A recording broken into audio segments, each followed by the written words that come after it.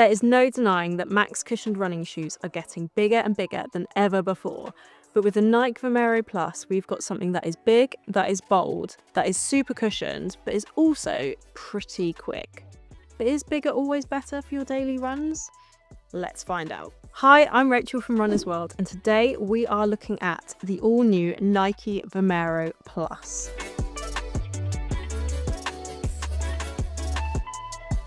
First, for a bit of context, at the start of the year, Nike did a big restructure of its running shoe range. It created 3 distinct categories of its mainstay franchises. Pegasus for a responsive ride, Structure for a bit more stability, and Vomero for that max cushioned experience. Now, the reason why Nike created these 3 categories was to help runners choose a running shoe more efficiently without spending much time on it. Perfect stuff. Now, within each of those 3 categories, we've got 3 shoes. We've got the Icon, which anchors the category. We've got the Plus, which is this one, for the Vomero, which we'll go on to in a minute. The Plus, which is more premium than the Icon. It's a bit more expensive, but it offers more of that benefit. And then we also have the Premium, which is offering the most benefit from that category, and it's at the highest price point. Nike launched the all-new Vomero range back in February with the Vomero 18, which I have here, which I have already run many miles in. This is the icon of the Vomero category. Most recently, it launched the Vomero Plus, which we're here to talk about today. A little bit more premium than the Vomero 18. And then in October this year, Nike's going to launch the Vomero Premium. Now, earlier this summer, I had a chance to actually put my feet in a pair of the Vomero Premium. I will tell you, it is a wild experience. It is a tall shoe. It is a cushioned shoe. It's a bit out of this world, but we'll wait until that's launched to tell you more about that. For now, we'll talk about the Vomero Plus. What makes this shoe special, right? Well, Nike builds this shoe as perfect for easy runs, recovery runs, those sort of lighter efforts where you want to reduce those ground impact forces, have a really smooth, cushioned ride. Now, you can tell just by looking at it that there is plenty of cushioning here. Specifically, we've got 45 mils in the heel, 35 mils in the forefoot, giving you a nice 10mm drop. So even though we've got the same stack height, the same drop, there is a big difference between the Vomero 18 and the Vomero Plus, not just in looks, but in weight. Now, this shoe weighs 230 grams for a UK size 6, that's a women's, and for the men's in the UK 9, it's just over 270 grams.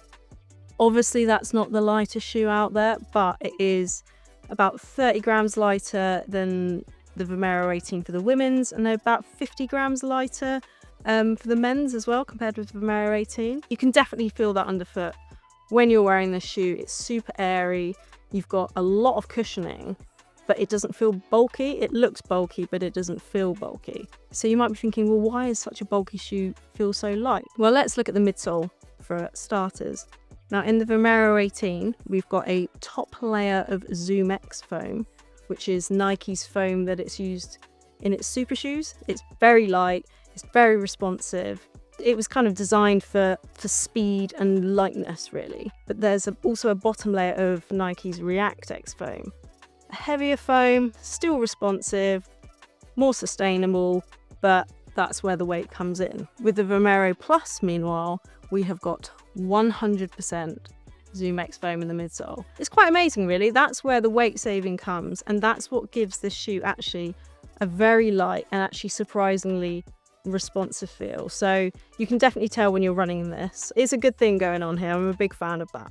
Another difference is in the upper. With the Vomero 18, it is breathable, but it's arguably a little bit stuffy. There's quite a lot going on. You feel quite enclosed.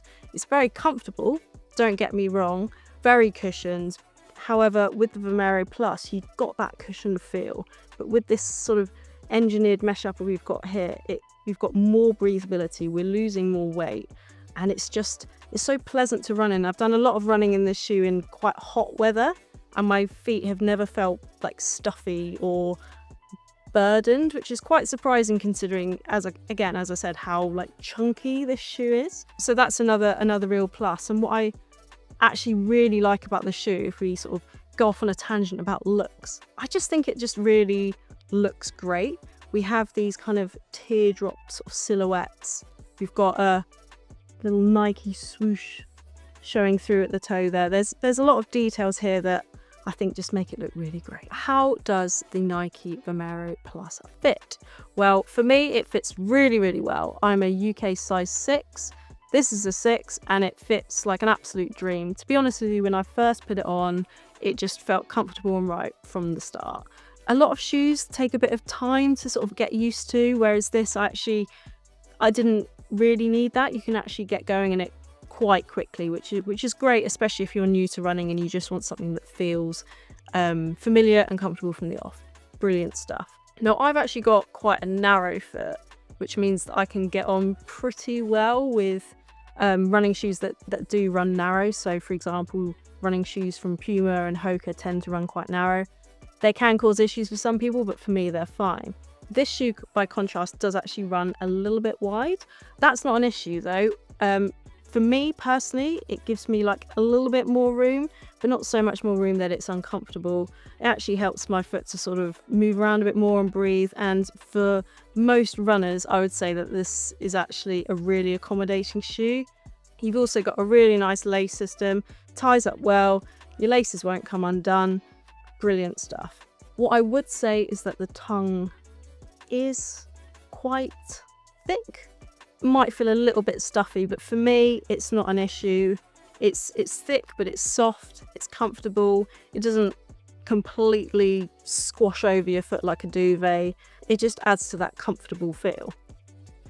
You've also got plenty of cushioning around the collar here, the heel collar. So if you're worried about your ankles or sort of rubbing in that part, you needn't, because there isn't going to be any. I haven't experienced any, and it's really great to run in that sense. As for running in this shoe, as I said, Nike bills this as a great shoe for easy runs, recovery runs. You know, you've done your session yesterday, you want to go for an easy run today, this is the one you put on. And I would 100% agree with that. Honestly, I get quite excited putting on this shoe. That's not necessarily because I get excited about recovery runs, it's because it's actually just a really joyful shoe to run in. As I said, thanks to the really great cushioning and the comfortable feel, the really great fit, you can just get in this shoe and go. So I've worn this myself, mostly for a lot of easy runs and recovery runs, as advised. However, what's really brilliant about this shoe is thanks to this 10mm drop and quite pronounced rocker geometry, if you want to go a little bit faster, you actually can. And I've really enjoyed that actually, because there have actually been times where I've gone out for an easy run in the shoe and it's turned into a bit more of a tempo run. I know probably that wasn't on my plan, but it's a very invigorating experience actually wearing the shoe, and you're taller, it's very light on the feet, it's very comfortable, it's built up, but it's barely there. It's quite a paradoxical shoe in that sense. I feel like you do actually need to try it to experience it. But basically what I'm trying to say is this is a very, very good shoe for a lot of different things. I wouldn't choose it for intervals personally, and I wouldn't choose it for race day because the heel is too high to make it legal for races, really. What's also great about this shoe is the outsole. Now, we don't often look at the outsole, however, look at this one. We've got a kind of waffle system going on, almost like lugs. This kind of is a great touch from Nike. Nike even said themselves that it kind of harks back to their heritage running shoes. You know, they used lugs years and years ago like this. But what's great about it is it provides a lot of traction. So I've actually worn these like out on like slippier pavements as well. There's no risk of slipping over, sliding around. It is a road shoe. If you do find yourself going off-piste a bit onto a gravel path or something, you'll probably be fine. There's a lot of grip there. Also, because of this wide platform that we've actually got quite a lot of stability. Now, it isn't a stability shoe. The Vomero range isn't a stability shoe. You would go for example, a Nike structure shoe if you wanted stability. However, you do feel very grounded underfoot. I think, as you may have already noticed, this is a very bright pink shoe.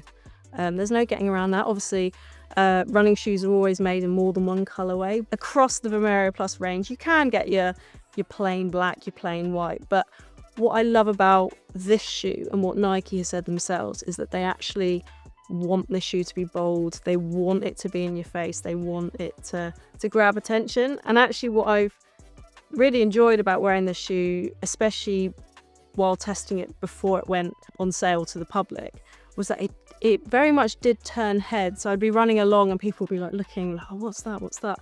And you might feel a bit self-conscious, but I didn't. It's quite an empowering shoe to wear, actually.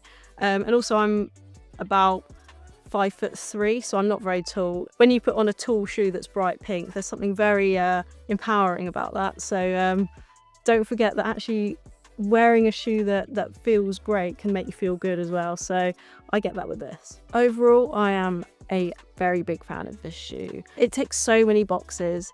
It's something of a curveball in that it can tick so many boxes. You know, it's great for recovery. You can run quite fast. It's light, but it's also well cushioned.